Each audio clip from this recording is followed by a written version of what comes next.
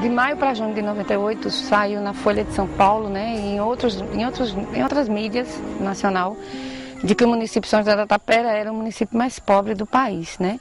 A partir de uma pesquisa que a ONU fez e divulgou o Índice de Desenvolvimento Humano, que é o IDH, e nesse momento o de Tapera era o mais baixo, inclusive era comparado com o de Serra Leoa na África, porque existia 147 crianças mortas para cada 1000 que nascia vivo, e na de Serra Leoa era 142. Tinha vez de enterrar 3, 4 anjos. Quando chegava assim no mês de maio, o povo dizia, eita, o mês de maio já vem levar meus meninos, pronto. Que sabia que morria mesmo, chegava aquele mês, morria tanto menino.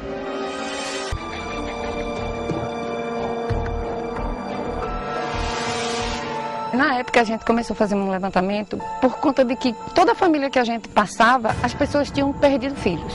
A gente começou a levantar nas famílias quantas pessoas já tinham perdido crianças, né? E a gente percebeu que de 170 famílias, mais ou menos, já tinha acontecido 180 e poucas mortes.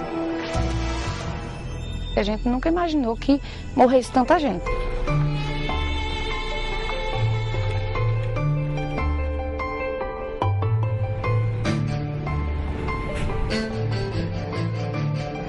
Por conta disso, a Visão Mundial resolveu fazer um projeto de emergência, um projeto rápido, que resolvesse a vida naquele momento. Quando nós viemos com a intenção de trabalhar a questão da desnutrição, na mesma época a Pastoral da Criança tem um trabalho e a partir daí a Visão Mundial comprou uma fabriqueta de multimistura, instalou no município de São José da Tapera. Acompanhávamos casa a casa, peso a peso, mês a mês, para ver se a criança tinha saído da desnutrição. E aí ficou a Pastoral da Criança, a Visão Mundial e a Prefeitura Municipal fazendo um trabalho em todas as comunidades do município. Uma criança que o peso dele, cada vez, por a idade dele, em vez de aumentando, fazia diminuir. Depois que ele foi comendo a multimistura, aí pronto, foi quando a gente percebeu que ele estava melhorando o desenvolvimento, do crescimento. A ONG Visão Mundial é uma organização humanitária que há 41 anos desenvolve um trabalho de inclusão social com crianças e adolescentes. No programa de hoje, vamos conversar com a gerente de projeto, Ranieri Pontes de Souza, que há mais de 20 anos atua na instituição. Está no ar o Observatório do Terceiro Setor, o olhar da cidadania.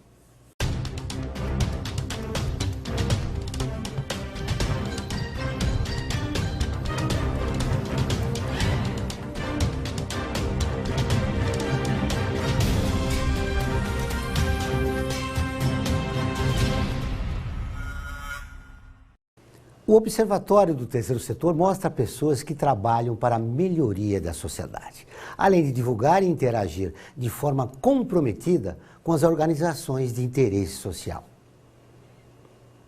Ranieri Pontes de Souza tem mais de 25 anos de experiência com treinamento e formação de atores em organizações sociais. Ranieri, tudo bem? Seja bem-vindo ao Observatório. Muito obrigado, Gê. É um prazer estar aqui com vocês hoje. Como começou esse trabalho da Visão Mundial? Você já atua em quase 100 países e em mais de 25 estados brasileiros. O nosso fundador, o Robert Pierce, ou Bob Pierce, como a gente chama, ele, depois da Segunda Guerra Mundial, resolveu visitar, ele era correspondente de guerra e visitava orfanatos. Então, ele via a situação das crianças no pós-guerra e com essas visitas ele conhecia um pouco mais da história de cada um deles. A gente tem o nosso mito fundador, Joel, que é baseado na história da menina Jade Blanco, que é a menina que aceitou uma mensagem de vida e de esperança que o Bob Pierce levava para os orfanatos, e ela foi surrada pela sua família, expulsa da sua casa e foi parar no orfanato. A Jade, nesse contexto, brincava com as crianças do orfanato, ela ainda não estava lá.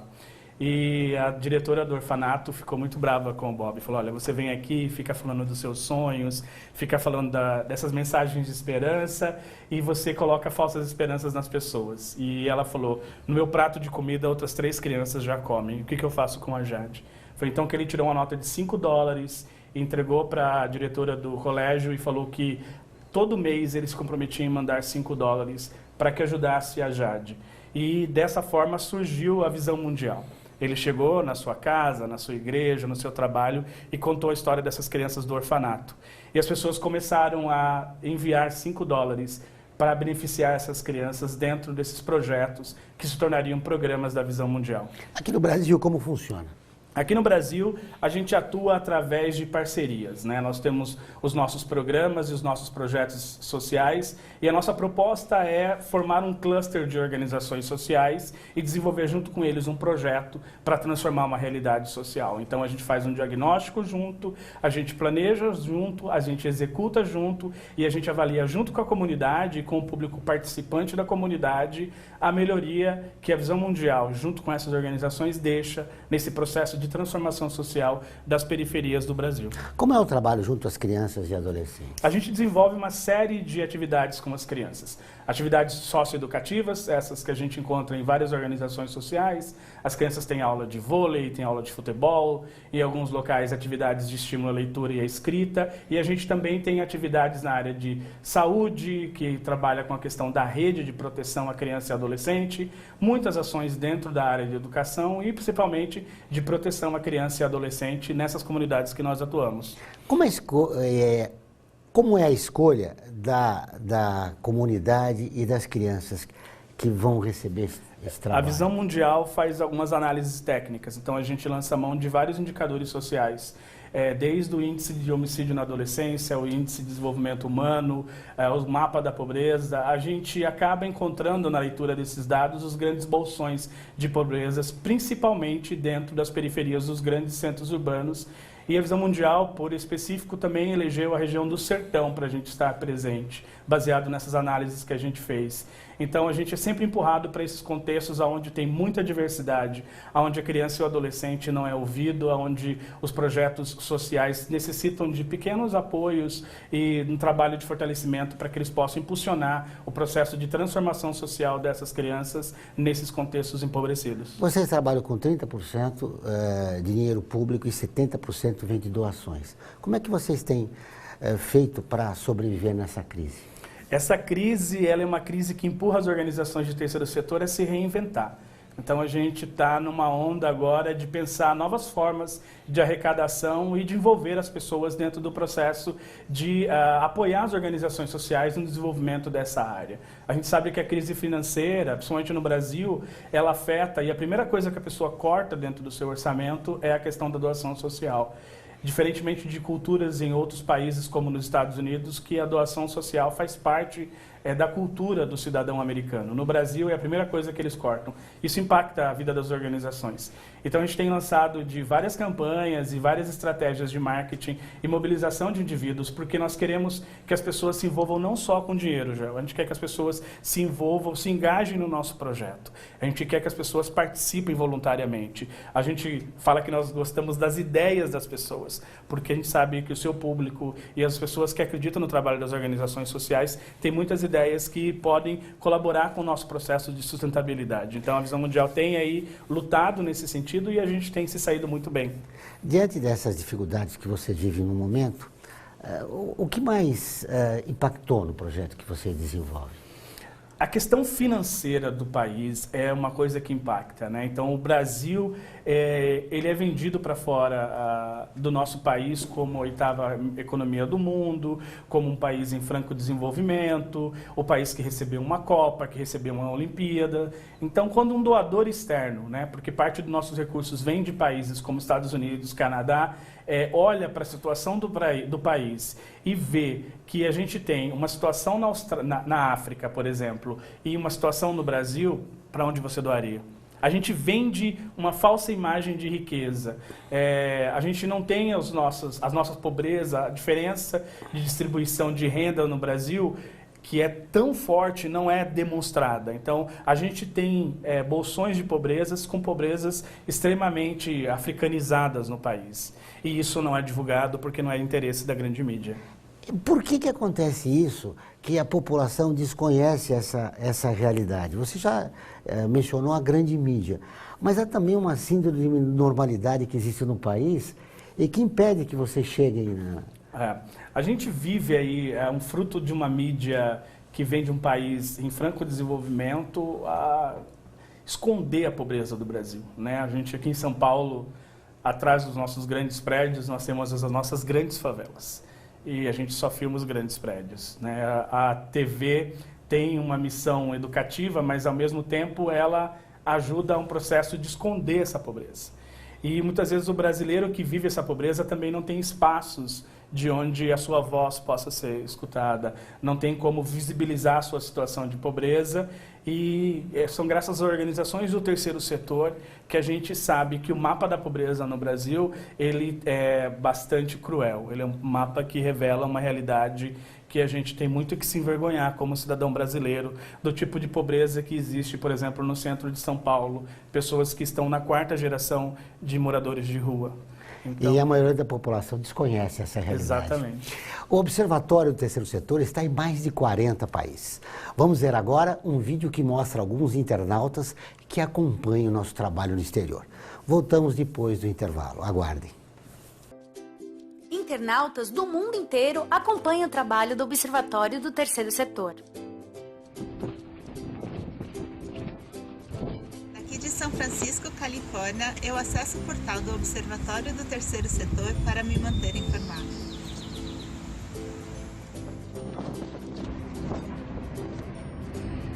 Aqui em Copenhague, na Dinamarca, eu acompanho as notícias do Observatório do Terceiro Setor.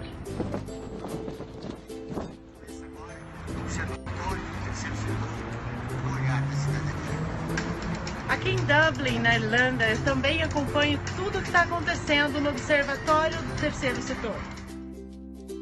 Se você também acompanha o Observatório do Terceiro Setor no exterior, mande seu vídeo para o e-mail que aparece na sua tela e contribua para a construção de uma sociedade mais justa, solidária e sustentável.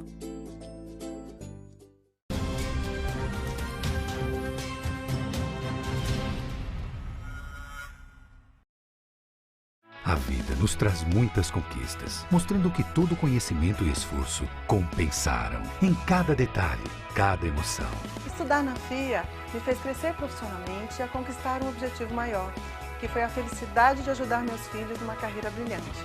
E a FIA compartilha esses sonhos com a melhor estrutura, corpo docente e networking que conduzem ao sucesso e à felicidade. FIA, sua maior conquista.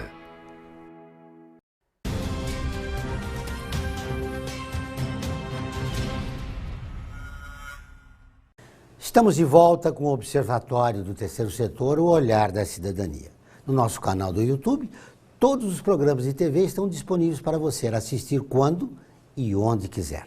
Lá você encontra o 3 News, com notícias inéditas todas as sextas-feiras.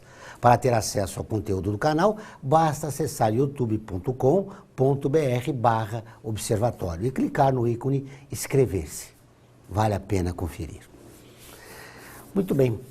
No primeiro bloco, você acentuou que o trabalho de vocês e a dificuldade de captar recursos, porque a maioria da população brasileira não desconhece, né, a realidade do país. Mas quando vocês mergulham nos projetos, vocês encontram uma realidade cruel, né, no Brasil. A gente encontra uma realidade não conhecida pelos brasileiros, como você disse, João. A gente encontra brasileiros que nunca tiveram acesso ao médico, que nunca visitaram um dentista. A gente encontra brasileirinhos e brasileirinhas que não têm acesso à escola, à saúde, de forma generalizada. Então, muitos brasileirinhos que não têm uma quadra para brincar, que é o caso das comunidades ribeirinhas, por exemplo, no Amazonas. A gente também está presente em fenômenos como enfrentamento ao Zika vírus. A gente sabe que as mulheres e principalmente as adolescentes grávidas têm pouquíssima informação sobre isso. A gente está por trás de um país que é o país que está antes do desenvolvimento, né? Então a gente está colaborando para que esse país ele entre em franco processo de transformação social. É isso que as organizações do terceiro setor têm feito ao longo desses últimos 40 anos de atuação que a gente está aqui. Nós precisamos rever, né, essa ideia de desenvolvimento que existe no país e incluir todos os brasileiros, sobretudo aqueles brasileiros que não têm oportunidades. Inclusão, né? É a palavra-chave, acho que essa é uma palavra. Como é que você vê essa dificuldade do terceiro setor de captar recursos diante de uma realidade tão visível, né, que a gente pode observar que há comunidades que não têm acesso à educação? Há uma falência, por exemplo, das políticas públicas no país? A gente tem um processo, é forte falar que a gente tem uma falência das políticas públicas, mas a gente não tem dentro do nosso código educativo do brasileiro a cultura de doar. né? Existem alguns movimentos pela cultura de doar no Brasil. A Associação Brasileira de Captação de Recursos tem entregue uma contribuição super significativa, feito campanhas no início de dezembro, logo na primeira semana, a gente tem o Dia de Doar, para estimular a sociedade a doar. E aí fazer essas realidades conhecidas, como o serviço que o Observatório do Terceiro Setor tem feito, faz com que as organizações do terceiro setor justifiquem o seu trabalho e justifiquem o porquê pedem dinheiro para a sociedade, né? Por que pedem para a sociedade serem sócios, parceiros nesse processo de desenvolvimento social desse país. A gente tem que se incomodar um pouquinho com a realidade do menino que está no farol, da pessoa que está dormindo na rua. A gente está em São Paulo, frio, chuva, e as pessoas simplesmente passam por cima das pessoas sem nenhum mínimo de empatia, de compaixão. Então, é difícil você pensar na sociedade que quer se transformar se o cidadão não quer fazer parte desse processo. Sem cidadão, você não tem sociedade. Do lado das organizações, é importante a gente destacar também que tem que se ter transparências, né? Sobretudo para você ter doações, é possível você mostrar à sociedade o trabalho que você está fazendo, como você está fazendo agora, nesse instante, né? E de que forma você acha que as organizações do terceiro setor poderiam sensibilizar a população? Eu acho que existem uma forma muito eficaz, que é a gente motivar o trabalho voluntário. Eu fui um voluntário, Joel. A minha história de chegar no terceiro setor é através do voluntariado. Então, por isso que eu estou aqui, um profissional com mais de 25 anos de experiência, que chegou pela via do trabalho social. Existe uma carência muito grande de profissionais dentro da área do terceiro setor, como no mercado como um todo. Então, a gente precisa cada vez mais que as pessoas sejam motivadas a sair do seu lar, sair da sua casa, sair do seu sofá, sair do seu conforto e conhecer essa pobreza que está do lado da sua casa, do lado do seu condomínio, na rua onde você mora, e se envolver com esse processo. Acho que é preciso que a gente passe uma mensagem que é preciso que a sociedade seja mais empática, né, para essa questão da exclusão social que vive. A gente tem um problema de divisão de rendas muito grande no país, né? Cada vez mais a gente tem poucos ricos e muitos pobres, né? Há quem diga que essa regra do 10-20, 10% da população mundial detém a riqueza produzida por 90% da população. E aí a gente é um absurdo. É um absurdo. Então, e a gente tem que equalizar essa questão de justiça e de incluir as pessoas. De que maneira a gente poderia mobilizar a sociedade em prol do desenvolvimento do terceiro setor? Você já deu um aspecto que no caso, são os voluntários. Mas as organizações precisam se estruturar, elas precisam ser mais transparentes, como eu já disse na pergunta anterior. Como seria essa mobilização? A gente tem algumas ideias, né? Então, o voluntariado é uma que eu acabei de citar e expliquei. Outra é doe. Você não tem seu tempo? Doe para uma organização. Faça uma doação, conheça uma organização. O Instituto Doar e a revista Época acabaram de lançar 100 organizações melhor reconhecidas no Brasil, né? E o caráter de transparência é um dos caráteres que foi avaliado para que essas organizações fossem premiadas. Então, a gente pode buscar essas organizações através do site da ABONG, Associação Brasileira de Organizações do Terceiro Setor, aqui próprio, através do site do Observatório do Terceiro Setor, encontrar organizações sociais que estão próximas a você ou que trabalham com um tema que você tem uma sensibilidade maior, uma causa indígena, a causa dos animais, a causa de crianças e adolescentes que estão na situação de rua e na rua. Você pode trabalhar também para que organizações sociais possam desenvolver melhor as suas capacidades. Então, a gente pode doar o tempo, doar as nossas ideias, doar os nossos recursos para a gente fortalecer essas organizações. E do lado das organizações sociais, a gente tem que ser transparente com o dinheiro que a gente recebe da sociedade. Então, boas práticas em relação ao terceiro setor estão ligadas ao quanto essa organização publica o seu balanço, o seu relatório, no seu site tem as suas contas abertas, porque afinal a gente está operando o dinheiro que é público. Então a gente tem que prestar contas para esse público. É verdade, você estava me contando que começou com 13 anos como voluntário. Depois de 25 anos, o que mais te impressionou nessa atuação no terceiro setor? O que mais me impressionou, essa é uma pergunta bem difícil. Eu acho que o que mais me impressionou eu era de um grupo grande de voluntários e nós éramos mais ou menos uns 27 meninos e meninas e eu sou o único que ficou no terceiro setor. Dessa turma toda que estava como trabalho voluntário, eu sou o único que decidiu atuar nessa área profissionalmente e fazer com que dar uma contribuição para a sociedade, né? Desenvolver o meu potencial, colocar o meu serviço a serviço do país, a serviço desse processo de transformação social. Os meus outros 26 amigos seguiram as carreiras profissionais das formações deles, são advogados, são médicos e seguem sua profissão isolados da área social. É claro que eles deram uma contribuição como voluntários, mas talvez o que mais me impressiona é o quanto as pessoas se engajam pouco com as causas sociais no país. No próximo bloco, vamos conversar sobre a dificuldade de desenvolver um projeto coletivo aqui no nosso país. Nós voltamos dentro de instantes. Aguardem.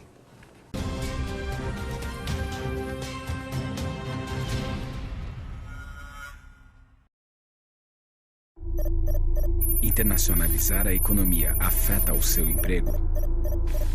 Para onde vai o Brasil? Ter opinião sem análise é só repetição. Repetição, repetição, repetição, repetição, repetição, repetição, repetição, repetição. Informação é importante. Análise é fundamental. Le Monde Diplomatique Brasil. Independente e crítico.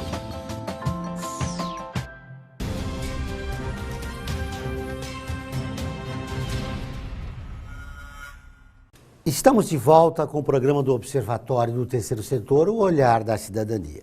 Não esqueça, todas as quartas-feiras, às 17 horas, tem o programa Olhar da Cidadania na Rádio USP, com temas da atualidade e dos direitos humanos. Anote, todas as quartas-feiras, às 17 horas, na Rádio USP em São Paulo, 93,7 e em Ribeirão Preto, 107,9 FM. Ranieri, eu falava no bloco anterior, e eu gostaria de te ouvir sobre a dificuldade de se desenvolver um projeto coletivo. Você falava da sua experiência de que de 25 voluntários, né, quando você tinha 13 anos de idade, apenas você ficou nesse trabalho voluntário. Por que tanta dificuldade? A gente tem dificuldade na nossa sociedade de compartilhar sonhos e construir projetos coletivos, que a gente não tenha que ganhar. A gente tem um mito na nossa sociedade de que a gente tem que ganhar, que a gente tem que vencer.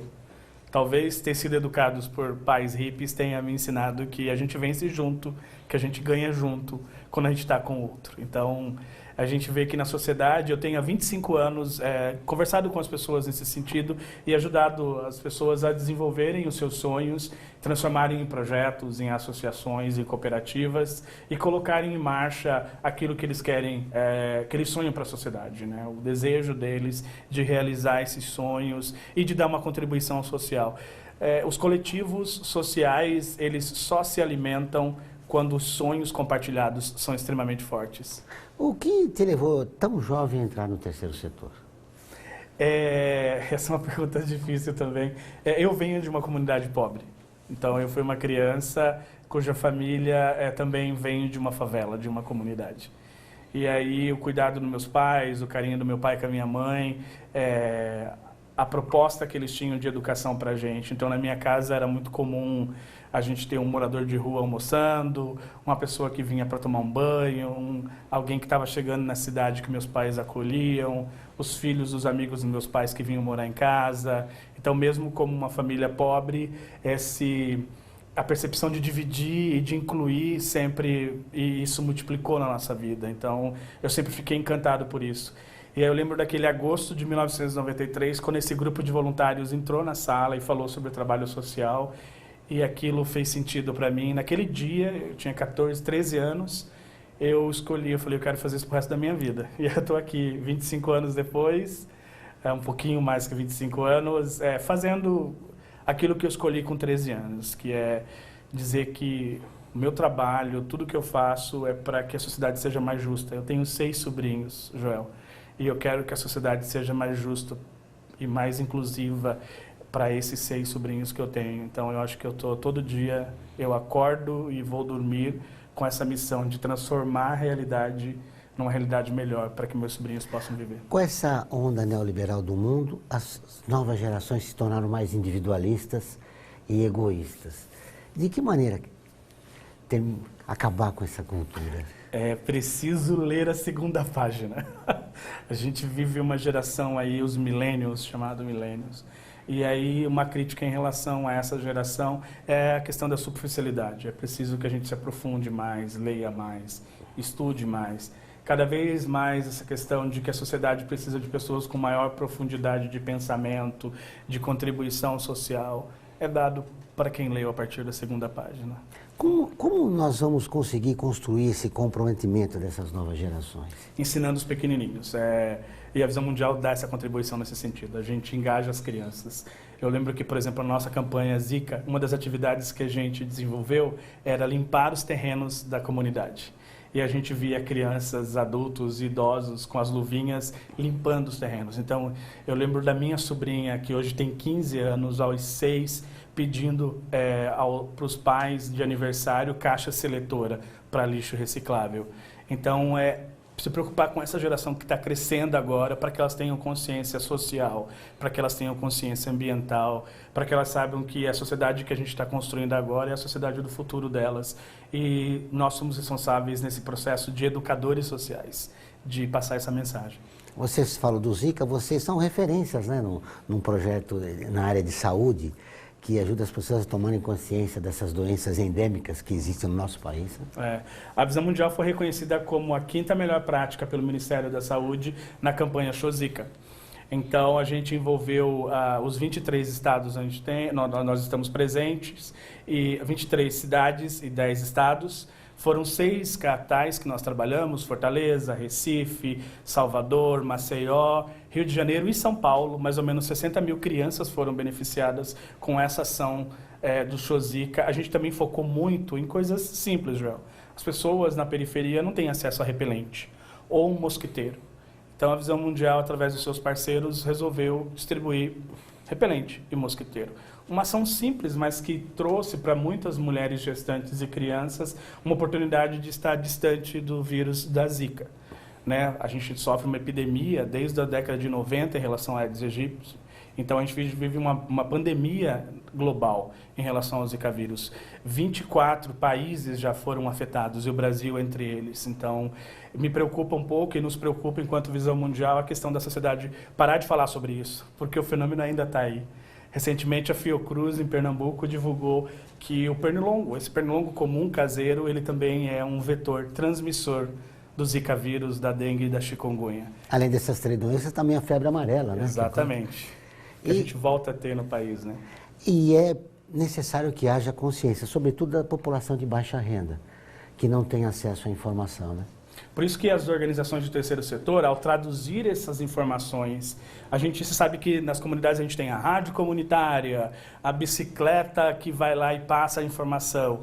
Então, a gente usa desses recursos dessas comunidades para divulgar dessas informações. Então, as organizações do terceiro setor que fazem o seu cartaz, o seu jornal mural, o spot para a rádio, o vídeo, dão uma contribuição para a periferia muito grande, que é traduzir isso numa linguagem que as pessoas nas comunidades empobrecidas possam entender e se conscientizar sobre isso, já que trabalhar na prevenção é muito mais barato do que trabalhar no pós. É verdade. E por que a grande mídia não fala das epidemias que acontecem no país? A gente vive um fenômeno midiático muito de falar das coisas que geram muita demanda de mídia, né? Muita audiência.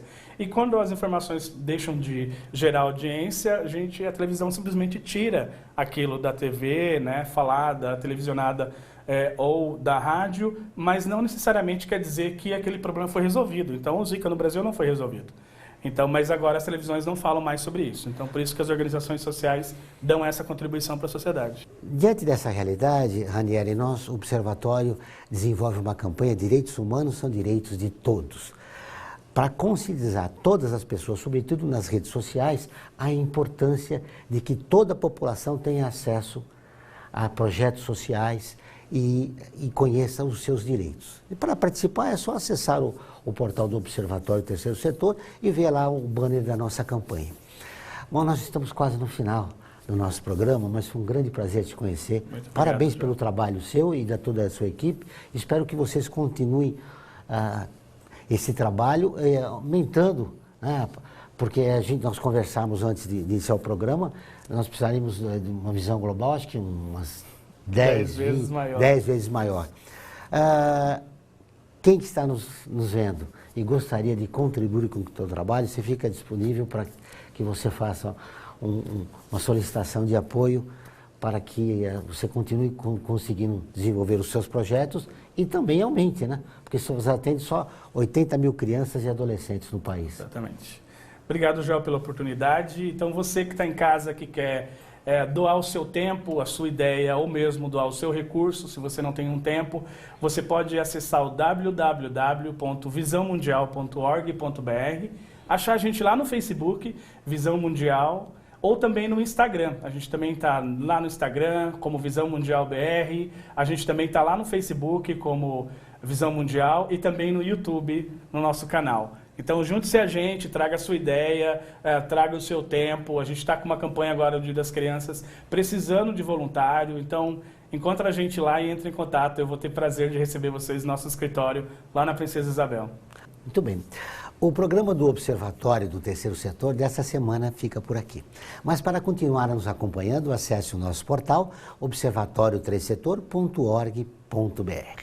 Participe e fique por dentro das novidades do terceiro setor e do mundo. Lembrando que o Observatório do Terceiro Setor está presente em mais de 40 países e atinge mais de 1 milhão de pessoas todo mês. Voltaremos na próxima semana com o Observatório do Terceiro Setor, o olhar da cidadania. Até o próximo programa.